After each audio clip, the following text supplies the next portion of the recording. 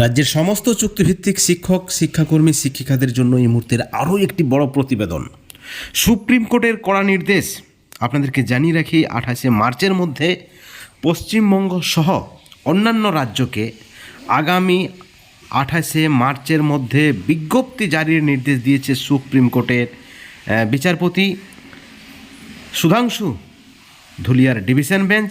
এবং সেখানে পরিষ্কারভাবে জানানো হয়েছে যে শিক্ষক নিয়োগ করতে হবে, প্রয়োজনীয় শিক্ষক নিয়োগ, এবং সেই সঙ্গে অর্থাৎ পাশাপাশি বর্তমানে সমগ্র শিক্ষা মিশনের যারা অস্থায়ী শিক্ষক হিসেবে নিযুক্ত রয়েছেন বা কর্মরত রয়েছেন, সমগ্র শিক্ষা মিশনের আন্ডারে যে সকল শিক্ষক শিক্ষিকারা, একটি বিশেষ কমিটি গঠন করে তাদেরও স্থায়ীকরণের বিষয়টি নিশ্চিত করার নির্দেশ দিয়েছে সুপ্রিম কোর্ট।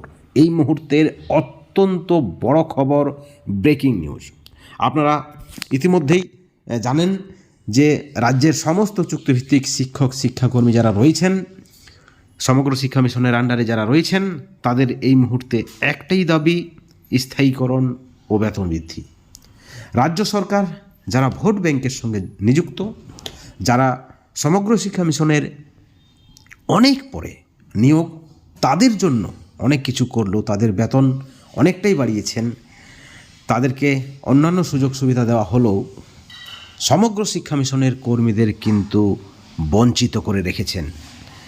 এবং এই মামলা সুপ্রিম কোর্টে ওঠার পরেই চরমভাবে ভর্ৎসনা শুনতে হয়েছে রাজ্যকে।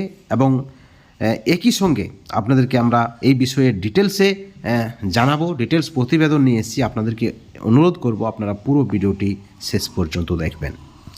বন্ধুগণ, সুপ্রিম কোর্টে মামলা ওঠে এবং এই মামলা 2021 সাল 2028 থেকে 2024 সালের 12ই মার্চ দেশের সর্বোচ্চ আদালত সুপ্রিম কোর্ট নির্দেশ দিয়েছিলেন এবং প্রতিটি রাজ্যকে বিশেষভাবে, অর্থাৎ বিশেষ চাহিদা সম্পন্ন ছাত্রছাত্রীদের জন্য স্পেশালি শিক্ষক শিক্ষিকা নিয়োগ করার কথা বলেছে সুপ্রিম কোর্ট। বিশেষ প্রশিক্ষণপ্রাপ্ত শিক্ষক শিক্ষিকা নিয়োগ করার কথা বলেছেন এবং সেখানে প্রতি 10 জন প্রাথমিক ছাত্রছাত্রীদের জন্য একজন শিক্ষক এবং মাধ্যমিক উচ্চ মাধ্যমিকের ক্ষেত্রে প্রতি 15 জনে একজন বিশেষ প্রশিক্ষণপ্রাপ্ত শিক্ষক নিয়োগ করতে হবে রাজ্য সরকারগুলিকে।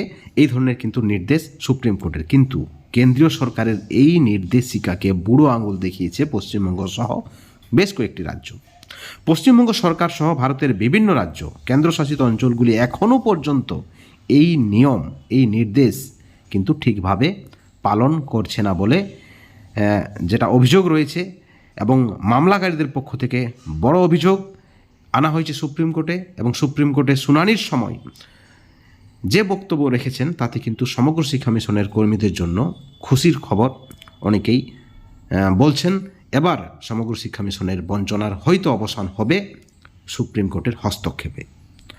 সুপ্রিম কোর্ট এই মামলায় প্রশিক্ষণপ্রাপ্ত শিক্ষকদের যিনি আইনজীবী রয়েছেন আশিস কুমার চৌধুরী এবং আইনজীবী সুখেশ ঘোষ মামলার শুনানিতে শীর্ষ আদালতকে তারা জানিয়েছেন যে কেন্দ্রীয় সরকারের নির্দেশিকা থাকা সত্ত্বেও রাজ্য সরকার কোনোভাবেই তোয়াক্কা করছে না, যদিও তারা ভোট ব্যাংকের সঙ্গে যুক্ত কর্মীদের নিয়ে বিশেষ ভাবনা চিন্তা রাখছেন এবং রাজ্য সরকার নির্দেশিকা মানেনি।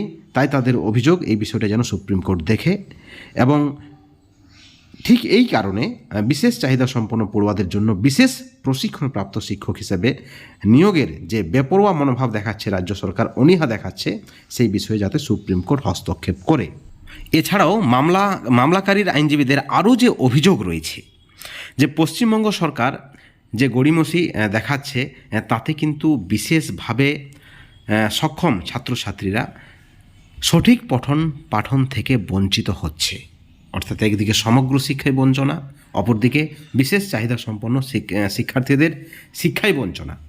অর্থাৎ রাজ্য সরকার চাইছে কি, তাতেই কিন্তু সুপ্রিম কোর্টের বিচারপতিরা চরমভাবে ক্ষুব্ধ হয় এবং তড়িঘড়ি প্রত্যেক রাজ্যকে যা নির্দেশ দেয় এবং তাতে মনে করছে এবার যথেষ্ট উপকার পাবেন সমগ্র শিক্ষার কর্মীরা। রাজ্য সরকারের এইরূপ পদক্ষেপে রীতিমতো প্রশিক্ষণপ্রাপ্ত শিক্ষক শিক্ষিকারাও তাদের ন্যায্য অধিকার থেকে বঞ্চিত হচ্ছেন, যেমনটা মনে করা হচ্ছে সুপ্রিম কোর্টের পক্ষ থেকে। শিক্ষার আলো থেকে ক্রমেই সরে দাঁড়াচ্ছেন বিশেষ চাহিদা সম্পন্ন শিক্ষার্থীরা, এবং তাতে দেশের ক্ষতি হচ্ছে, রাজ্যের ক্ষতি হচ্ছে, মানুষের ক্ষতি হচ্ছে, সামাজিক ক্ষতি হচ্ছে। তাই শীর্ষ আদালতের আরও কঠোরভাবে হস্তক্ষেপের প্রয়োজন আছে বলে মনে করছেন। তাতেই কিন্তু চরমভাবে ভর্ৎসনা শুনতে হয়েছে পশ্চিমবাংলার সরকারকে, এবং পশ্চিমবঙ্গের সরকার সুপ্রিম কোর্টে হলফনামা দিয়ে জানিয়েছেন যে রাজ্যে প্রায় 1,35,796 জন এই ধরনের পড়ুয়া রয়েছেন যারা বিশেষ চাহিদা সম্পন্ন। কিন্তু এত সংখ্যক পড়ুয়া থাকা সত্ত্বেও কোনো ব্যবস্থা নেই, তাদের শিক্ষা জীবন নিয়ে প্রশ্ন উঠেছে। তাতেই কিন্তু রীতিমতো ক্ষুব্ধ সুপ্রিম কোর্টের বিচারপতিরা। দুপক্ষের সওয়াল জবাবের পর সুপ্রিম কোর্টের বিচারপতি সুধাংশু ধুলিয়ার ডিভিশন বেঞ্চ পশ্চিমবঙ্গ সহ আরও যে রাজ্যগুলি রয়েছে যারা সুপ্রিম কোর্টের নির্দেশ পালন করেননি তাদেরকেও ভর্ৎসনা শুনিয়ে 28শে মার্চের মধ্যে বিজ্ঞপ্তি জারির নির্দেশ দিয়েছেন সুপ্রিম কোর্ট। এবং সেখানে যে পরিষ্কার বার্তা রয়েছে রাজ্যগুলির উপর সুপ্রিম কোর্টের বিচারপতিদের, যে শিক্ষকের প্রয়োজনীয়তা অনুযায়ী শিক্ষক নিয়োগ করতে হবে, এবং পাশাপাশি যারা বর্তমানে সমগ্র শিক্ষা মিশনের আন্ডারে স্থায়ী অস্থায়ী শিক্ষক রয়েছেন তাদেরকেও কিন্তু যারা কর্মরত রয়েছেন তাদেরকেও কিন্তু বিশেষ কমিটি গঠন করে তাদেরকে স্থায়ীকরণ করতে হবে।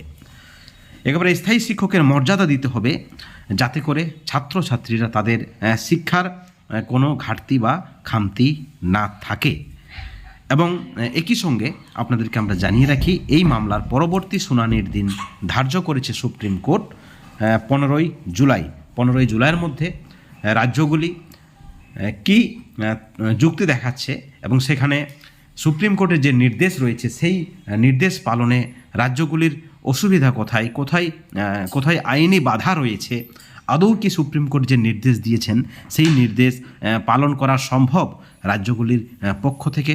সমগ্র শিক্ষা মিশনের আন্ডারে যে সকল কর্মীরা রয়েছেন তাদেরকে কি আদৌ স্থায়ীকরণ করা সম্ভব, বা যদি সম্ভব তা কোন আইনের মাধ্যমে, কিভাবে, সেই সকল বিষয়ে রাজ্যগুলি পরিষ্কারভাবে হলফনামায় সুপ্রিম কোর্টকে জানাবে, তেমনটাই মনে করছে শিক্ষক মহল। বন্ধুগণ, অত্যন্ত বড় খবর। সুপ্রিম কোর্টে একদিকে যেমন চুক্তিভিত্তিকদের বঞ্চনার বিষয় তুলে ধরা হয়েছে, সেখানে একই সঙ্গে বিশেষ চাহিদা সম্পন্ন শিক্ষার্থীদের শিক্ষার বিষয়েও যাতে ঘাটতি না হয় সেই বিষয়টাও কিন্তু তুলে ধরা হয়েছে। বন্ধুগণ, আপনারা কি মনে করছেন, সুপ্রিম কোর্টের এই মামলায় কি কোনোভাবেই সুযোগ বা সুবিধা হতে পারে সমগ্র শিক্ষা মিশনের আন্ডারে যে সকল কর্মীরা রয়েছেন?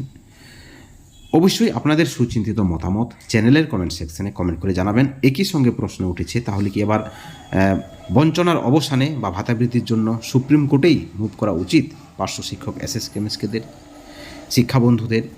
এই বিষয়েও আপনাদের সুচিন্তিত মতামত আমাদের চ্যানেলের কমেন্ট সেকশনে কমেন্ট করে জানাবেন। সকলে ভালো থাকবেন, সুস্থ থাকবেন। Thank you so much.